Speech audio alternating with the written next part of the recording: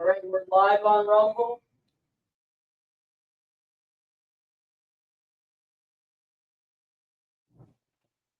Hello, everybody, and thank you for tuning in to the Liberty Report. With us today, we have Daniel McAdams, our co-host. Daniel, welcome to the program. Good morning, Dr. Paul. How are you this morning? Good. Good. Some days we don't have much to talk about, but I think today we have a few things that we could go over. Yes. Because lots of things are happening.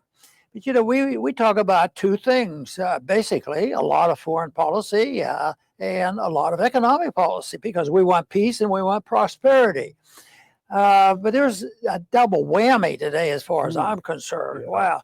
And I think the president needs, a better understanding of the definition of words. I mean, what do you call this? Liberation Day. Uh-huh. And he pumped the people up, and he's good at it, and he's been successful.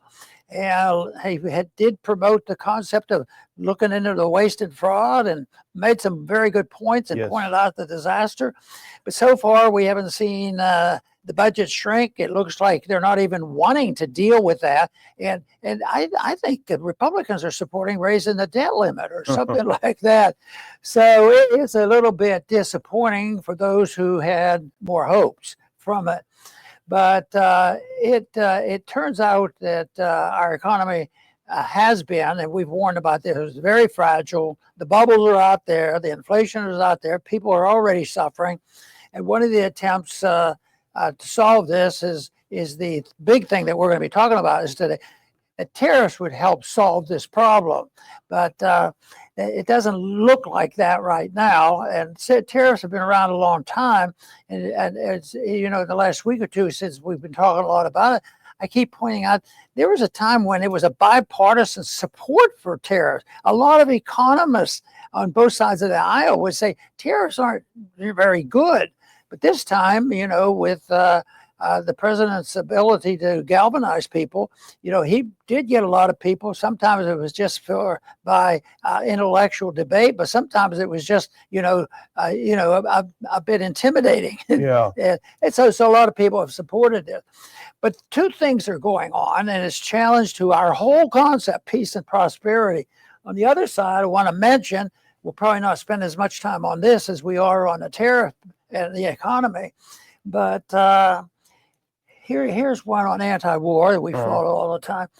Trump. DeCamp didn't even put a question mark here. It didn't say is Trump. It says Trump is preparing to bomb Iran with Israel. But unfortunately, it's believable, and that's a sad story. Trump is considering Iran's proposal for indirect negotiation, but is building up forces in the Middle East like crazy. Yeah. And there are two understandings of what Iran's doing. One is the people who want wars, that they are well prepared to invade the world and use nuclear weapons against the West and all that nonsense. And the others are saying, well, they're imperfect, but they have responded. It's in their best interest to do a little bit of cooperation, and they have allowed inspectors to come in, and look, and they get a clean bill of health. They're not working on a nuclear weapon. So that's one issue, but that the preparation is continue, and it's big time. It's money. It's a big thing. It's liable to spread. The way the weapons are being spread around there, it is already spreading. But our friend Larry Johnson raises a question on this. He says, will Russia help defend Iran against a U.S.-Israeli attack? Yeah. That is the concern that we've had, and Larry certainly makes this point. Yeah, absolutely. So Liberation Day, we've got a big slate of tariffs, and some people, Arnaud Bertrand has a good piece out on, and I just saw it, I didn't bring it up, but apparently the way they calculated what these tariffs should be is rather arcane. It's not as it's been advertised. Nevertheless, you'll see. Well, we saw in stocks yesterday. You saw it in the gold markets yesterday.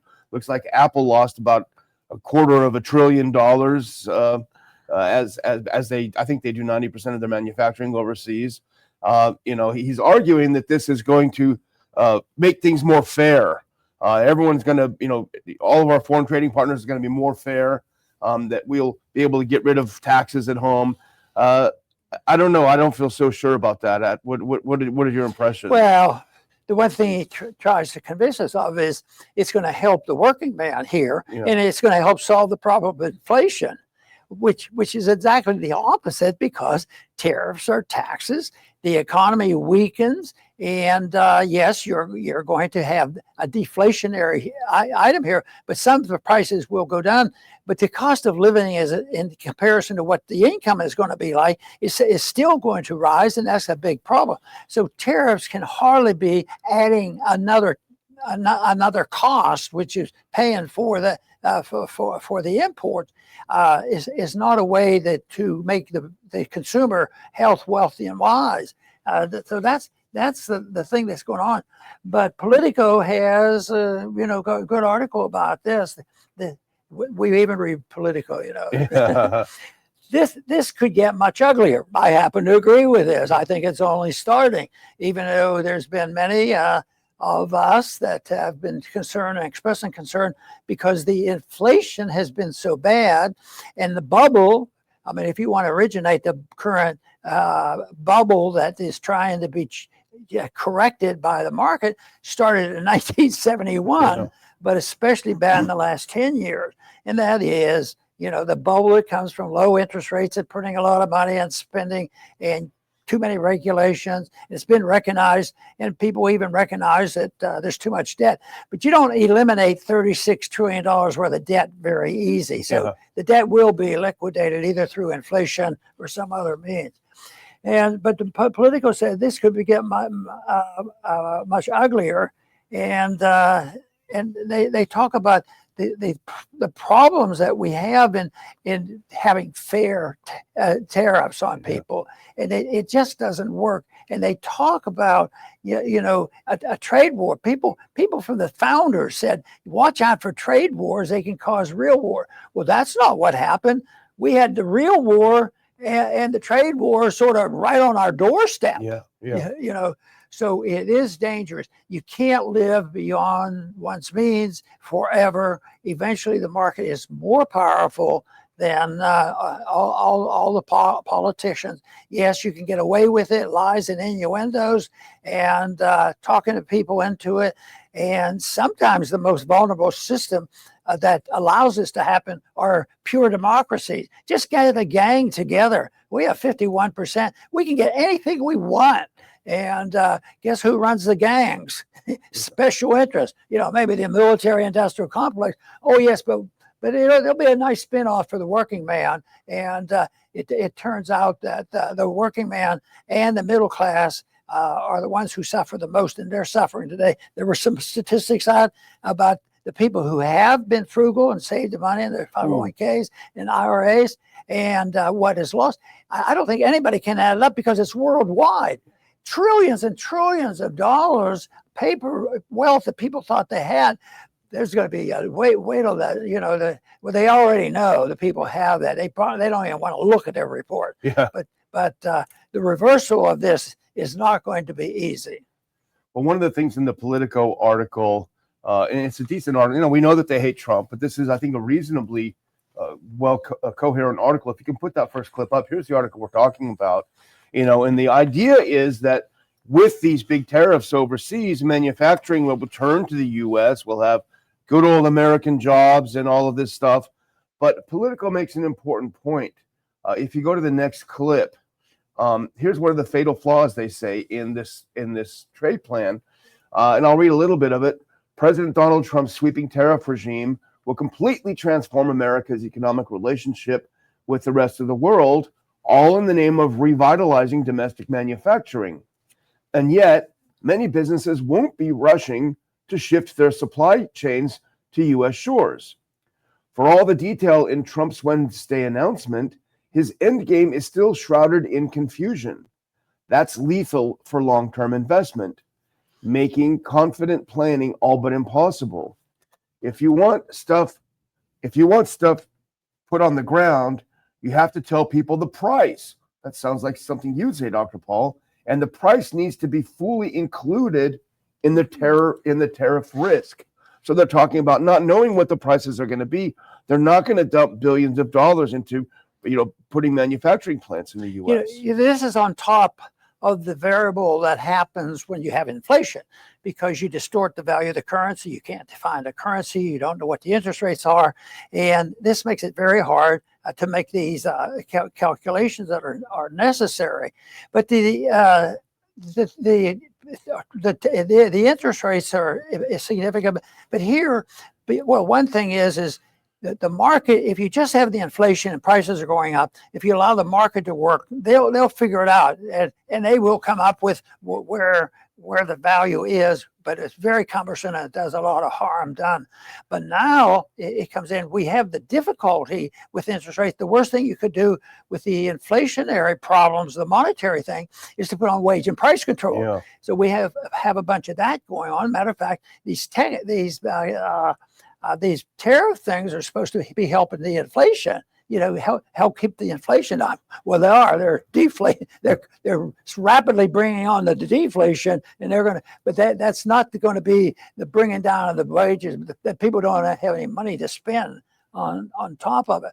But when you take the inability of markets to work smoothly, when you can't define the unit of account, and you have the malinvestment, and you have the price inflation, and then you add on to it another system that is equal to it practically, that causes more of the same thing, and that's the price and the cost of what's going to be passed on to the consumer. Because this type of there's been reports that the amount of mischief here in these rates on the rates on the tariff rates is probably historic highs. So figuring this out, no wonder the businessman. Can you imagine if the businessman who watches this all the time, and some of them would have anticipated this, but not too many of them would be probably Austrian trained, realizing how big a deal this is. So that is the problem. It's going to be hard to work this out. But you have this combination of tariffs, which distorts the pricing mechanism, and then you have the inflation, which is something we've talked about. It's always distorting the price, the pricing of goods. The pricing of goods and services. Let's look a little bit into this article to kind of highlight the point that you're making, Dr. Paul. If you put this next one out, now this is from that article.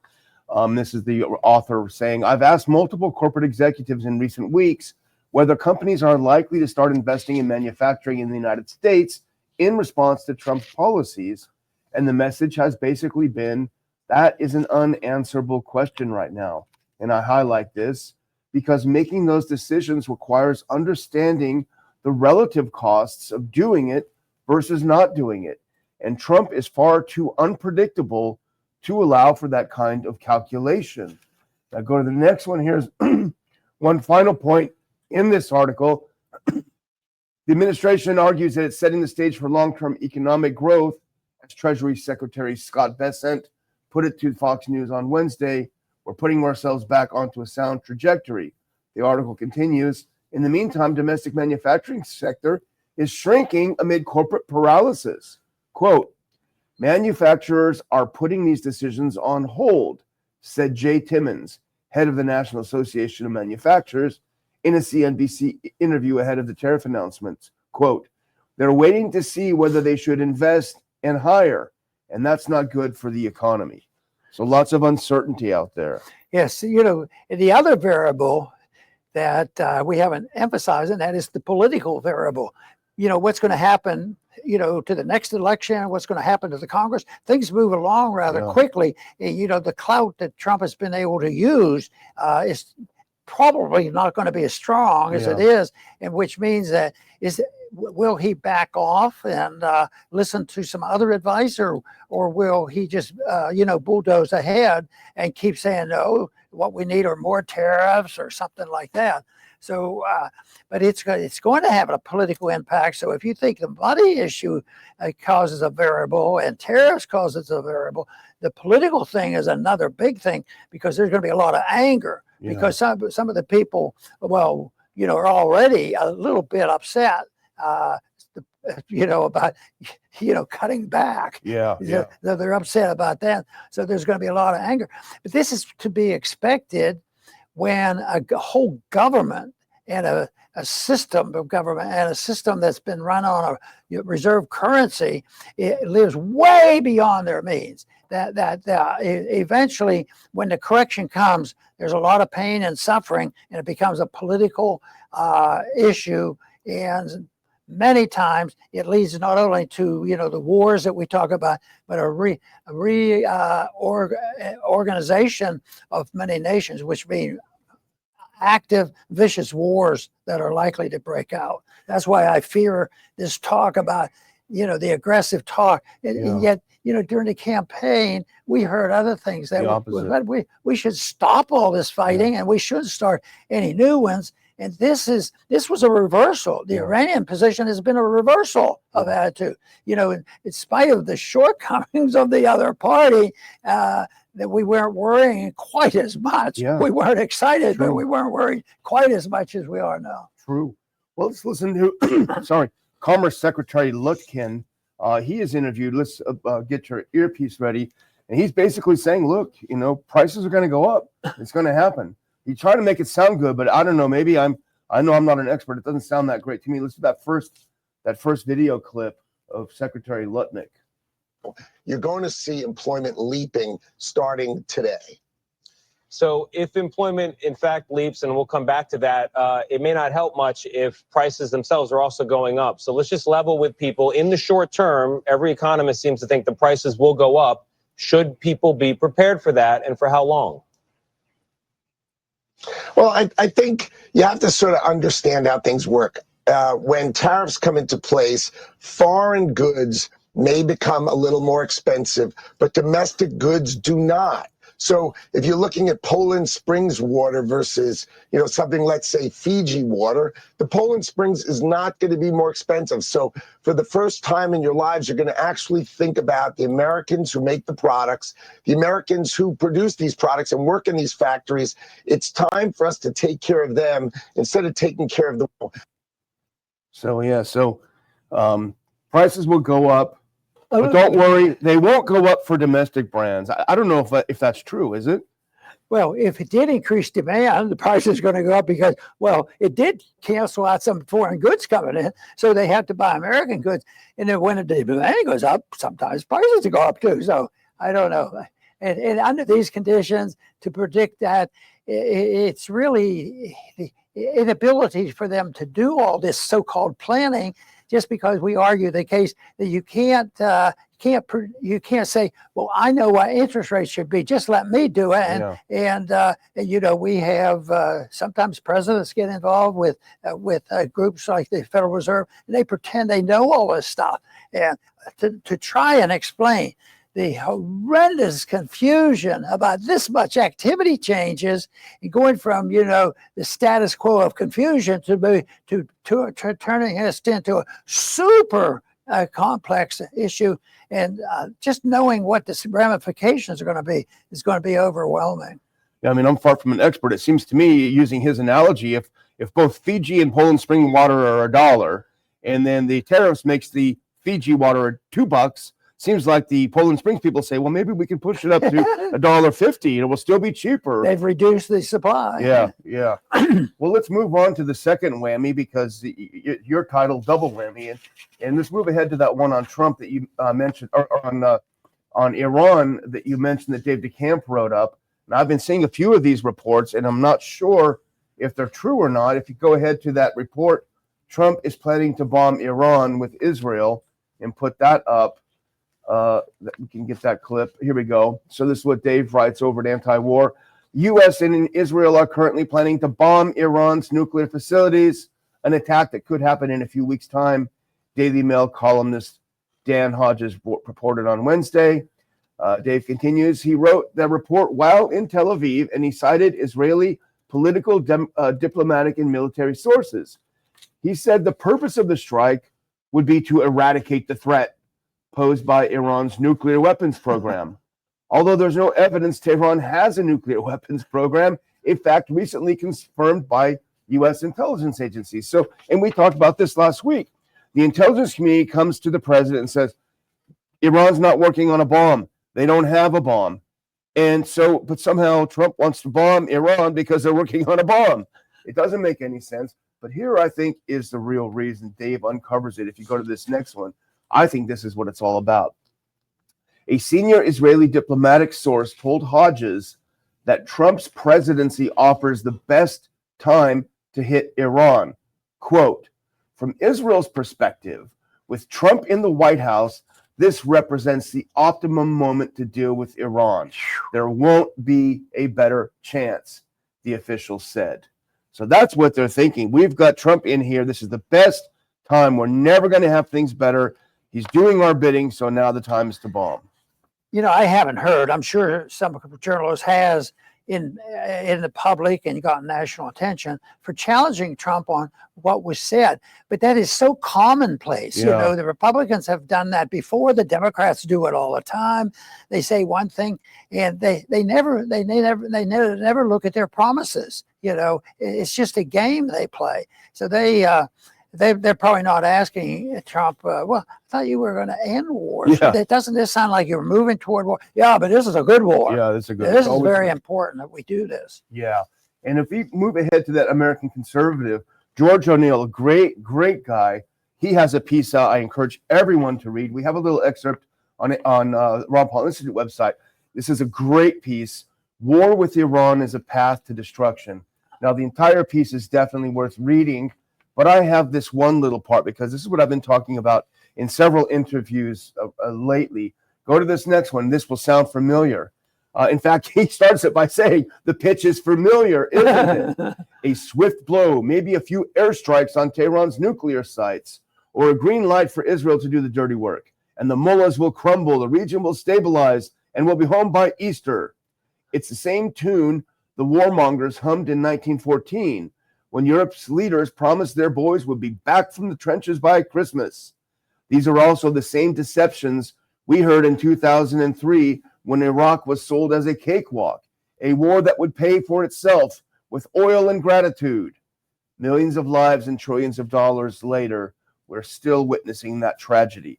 And he's pointing out here, Dr. Paul, that the same neocons are making the exact same arguments now that they made in 2003, and they're not even blinking an eye. In fact, we have one of those neocons with us right here, or at least virtually with us. If you put on that second audio video clip, here is, might want to put your earpiece in, Dr. Paul. Here's Tom Cotton, and tell me, you were there, you remember. Doesn't this remind you exactly of every single neocon in the run-up to the Iraq War? Let's listen to Cotton. And finally, there's some hysteria about the prospect of the president ordering these strikes, or someone like you in uniform providing him advice that it's going to lead to another forever war or another endless war. Are you aware of operations, maybe operations against Iran, like the tanker wars in 1988, in which the forceful but discriminate application of military power did not lead to a forever war or an endless war, but rather led to peace and stability? Yes, sir. Those examples in our history do exist. Maybe the Qasem Soleimani strike in 2020 as well, that caused Iran to pull in its horns for the rest of President Trump's first term. Thank you, General Kane. Thank you. See that? And finally, It'll be a cakewalk. Yeah, you know, the first cakewalk we were promised. I was in high school, and the Korean War was going on, and a general that had and has a very good reputation, MacArthur.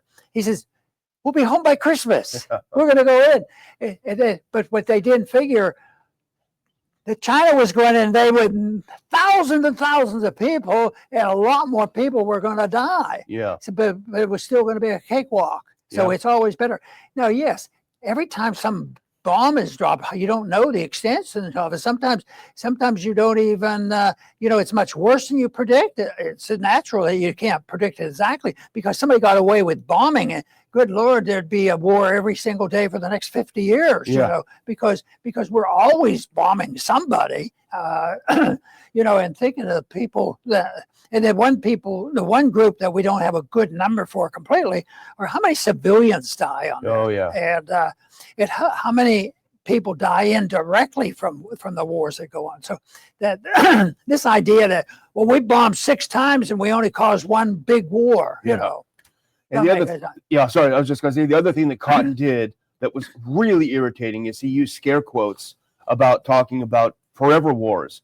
Well, the Afghanistan war was 20 years. That's as close to a forever war. You know, he's pretending that there's no such thing, that it's made up. It's not made up. It continues to go on. And he also he cites the Soleimani as an example of how successful taking out one person could be, that it doesn't lead to escalation.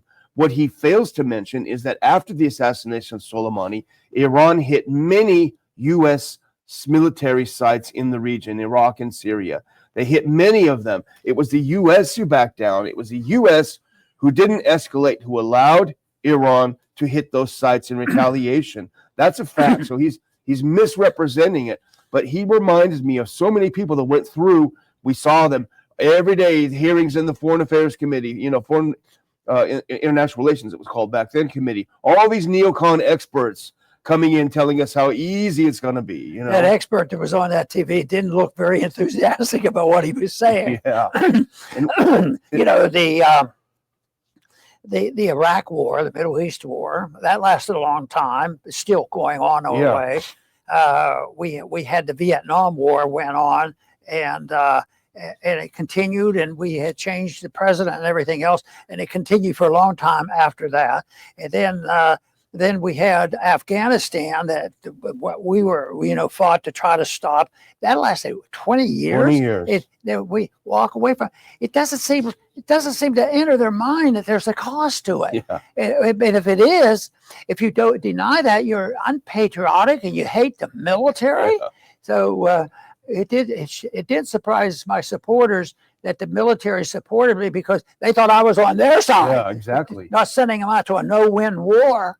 I would like to ask Cotton, what is the upside? Name our success in any of these interventions that you supported. How did they all come out for the better? They didn't. You know, Libya is certainly not for the better. They can't point to one success, yet they still push and push and push. It's irritating, very irritating. And one other thing, go to that last clip. This is from our friend Larry Johnson. You mentioned it in your opening as well. Here's the $60,000 question, as they say, or they used to say in the old days. I guess 60 grand is not much these days. The Sonar 21, if you can put that up. The question of the month: will Russia help defend Iran against a U.S.-Israel attack? Nobody knows. Larry says he thinks it's very likely. We know Scott Ritter. Now he's arguing the opposite. We don't know, but Larry, and this is a good article. I would recommend Sonar 21. Have a look at this article. He goes through the recent treaty that Iran and Russia signed. And although not strictly a mutual defense treaty, there are several components of that would suggest that Russia might, to some extent, get involved. You know, we were talking about the unintended consequences of all these wars that last longer than they claim they will be.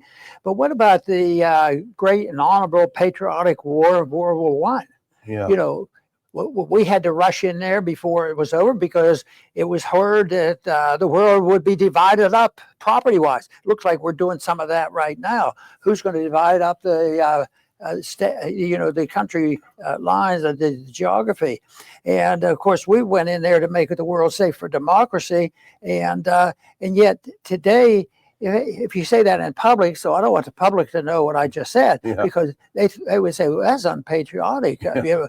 And so the intentions, there aren't very many times, some people argue the case that about the only war that can come close to justify as a libertarian would be our revolution, to overthrow an authoritarian government. And I remember Leonard Reed often saying it's the only war that he could name that actually the people were better off than before they started, that the people themselves, if it's World War II or the rest, or Vietnam, there's so much suffering and loss of liberty. We talk about the loss of liberty and the authoritarianism that goes along with these hot wars. So it's a big issue. And I'm just saddened by the fact that, this is a double whammy, and it's going to be overwhelming. And you can't tell maybe there will be an enlightenment, and there'll be a lot of reversals. We put the wrong number down here. We didn't want 25, percent tariffs on this. We only wanted 2.5. Let's see if that happens. Yeah, exactly. Well, I'm going to close out and thank everyone for watching. Remind everyone to set your calendars August 16th for the big Ron Paul Institute DC area conference. We'll have some more details soon, but we have that date drilled in so we can move ahead with that. Over to you, Dr. Paul. Very good. I too want to make sure that our audience knows that we deeply appreciate the support we get. We do have our conferences, and they are well attended and lots of excitement there. And usually it comes across not only during the program, but at the end of the program, it's very cordial and very positive and optimistic, because we talk about what we could do, and it's not that difficult. It's not that complicated. It doesn't cost a whole lot to quit the government from spending money. That's like saving money. It doesn't cost money to save money. So I think that this whole program that we're dealing with right now is more difficult, and we have to be much aware of how dangerous it is if we continue with this. So once again, the advocation that we have now is for a foreign policy of non-intervention, an economic policy of non-intervention. If we had that today, we wouldn't be strategizing to deal with nuclear-armed Iran, and we wouldn't be dealing with a horrendous financial crisis coming, which was fostered by the deficit driven by a flawed monetary system. The answers are there. It's just a matter of people whether they want to live in a free society and assume responsibility for themselves completely and totally, or they want to accept the idea that pure democracy demands that the government takes care of us and makes sure we're safe and happy people. There's a better way to go, and that is through peace and prosperity in a voluntary manner. I want to thank everybody for tuning in today to the Liberty Report. Please get back soon.